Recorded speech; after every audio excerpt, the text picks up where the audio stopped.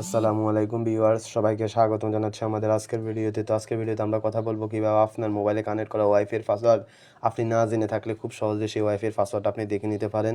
তো আমরা আমাদের বন্ধুবান্ধব বা বাড়ির কারো ওয়াইফাই চালাতে গেলে কিন্তু তারা আমাদের মোবাইলটা নিয়ে পাসওয়ার্ডটা কানেক্ট করে দেয়, আমরা কিন্তু সেই পাসওয়ার্ডটা দেখি না, দেখায় না তারা আর কি।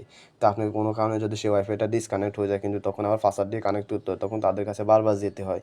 তো আপনি কীভাবে সেই ওয়াইফাইয়ের পাসওয়ার্ডটা দেখে নিতে পারেন, তো আপনি আর তাদের কাছে আর বারবার যাওয়া লাগবে না। তো সম্পূর্ণ প্রসেসটা আজকের ভিডিওতে আপনাদের সাথে শেয়ার করব।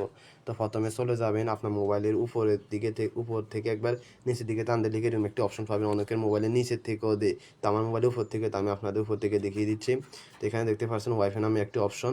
তো ওয়াইফাইয়ের উপর ট্যাপ করে ধরে রাখবেন। তো ধরে রাখলে এরকম একটি ইন্টারফেস চলে আসবে। তো দেখতে পাচ্ছেন যে এখানে আবিদ জান্নাত নামে একটি ওয়াইফাই আমার মোবাইলে কানেক্ট রয়েছে। তো আমি এটার উপর ট্যাপ করে দিব। তো ট্যাপ করার পর দেখতে পাচ্ছেন এখানে বিভিন্ন অপশন আসছে। তো আপনারা দেখতে পাচ্ছেন ফরগেট ডিসকানেক্ট শেয়ার, তো শেয়ার নামে একটি অপশন আছে, এটির উপর প্রেস করে দিবেন।